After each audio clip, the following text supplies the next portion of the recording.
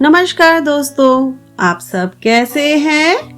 आशा करती हूँ आप सब स्वस्थ होंगे, मस्त होंगे। दोस्तों, आप सभी को होली के पावन पर्व की शुभकामनाएं।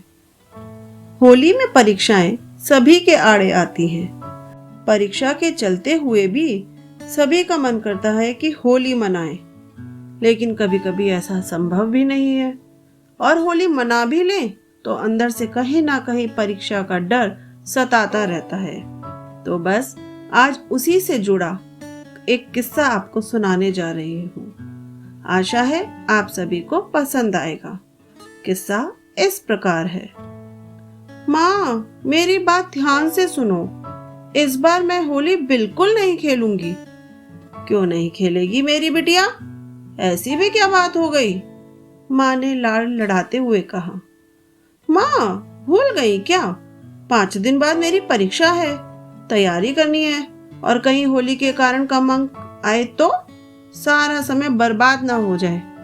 अरे, ऐसे थोड़ी होता है, थोड़ा बहुत खेल लेना। साल भर में एक बार तो त्योहार आता है। माँ ने बात काटते हुए कहा। कितनी आसानी से आप कह रही हैं माँ, साल भर का त्योहार है। अरे, परीक्षा भी एक बार ही होती है। तुरंत चटक कर मैंने भी उत्तर दिया। नाराज क्यों होती हो मेरी बिटिया रानी? बैठो, शांति से सुनो। जब सब खेलेंगे तो तुम्हारा मन तो खेलने का करेगा कि नहीं करेगा, बताओ? किताब खोलकर बैठी रहोगी तो याद भी कुछ नहीं होगा और समय भी बर्बाद होगा। इससे अच्छा है खूब खेलो, फिर मन लगाकर पढ़ना। देखो, तुम्हारी परीक्षा में अभी 5 दिन है, तो बस समय सारणी बनाओ। परीक्षा की तैयारी भी हो और त्योहार भी। वाह माँ, कैसे? आश्चर्य से मैंने पूछा। बेटा, 2 दिन बाद होली है। आप इन 2 दिनों में जमकर पढ़ाई कर लो, फिर तीसरे दिन खूब जमकर होली खेलो और त्योहारों का आनंद लो। रात से पढ़ाई में जुट जाओ। माँ, ऐसे नहीं होता। कहना आसान है, मैंने बात काटते हुए कहा। मेरी मुन्नी, बड़े बड़े लोग भी योजना बनाते हैं, तभी कार्य में सफलता मिलती है। जीवन में कुछ ना कुछ तो चलता रहता है, तो क्या आनंद लेना, उत्सव मनाना छोड़ दें? सोचो, छुट्टी 4 दिन की होती तो? अरे, हम भी परीक्षा देते थे बेटा। जब पढ़ते पढ़ते थक जाते थे ना, तो मनोरंजन के लिए माँ कहती भाई बहन को संभाल लो, या फिर माँ के साथ घर के काम में हाथ बटाते थे। बस उसी से हो जाता था मूड फ्रेश। फिर पढ़ने बैठ जाते थे और तब मन लगा कर पढ़ते थे। सच में? हाँ बेटा, घबराने से कुछ नहीं होता, सब्र से काम लेना चाहिए। अब परीक्षा की तैयारी में जुट जाओ और खुशी खुशी त्योहार का जश्न भी मनाओ।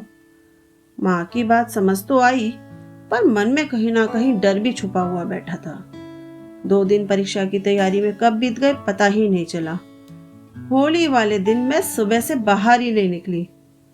सबने कितना समझाया, पर परीक्षा का डर इतना हावी हो रहा था कि मन खेलने के लिए कर भी रहा था, पर बाहर नहीं आ रही थी खेलने के लिए। कुछ देर बाद दोनों सहेलियां दरवाजा जोर जोर से पीटने लगी और जिद करने लगी, बाहर आओ पढ़ाकू मैडम, होली खेलेंगे। तब मैंने महसूस किया कि मैं सुबह से किताब तो खोले बैठी हूँ, पर याद कुछ नहीं हो रहा था। फिर सोचा इससे अच्छा है खेल ही लेती हूँ, और बाहर आकर मैंने सहेलियों के साथ जमकर होली खेली। खूब मजा आया। रात को माँ के बताए अनुसार पढ़ाई में लग गई। कुछ दिनों के बाद जब परीक्षा परिणाम आया तो मेरी खुशी का ठिकाना नहीं रहा कि सबसे ज्यादा अंक मेरे इसी परीक्षा में आए थे। थैंक यू सो मच माँ, खुशी के मारे माँ के गले लग गई थी। खूब खुश रहो मेरी बिटिया, एकाग्रता के साथ पढ़ने से ही सफलता मिलती है, देखा?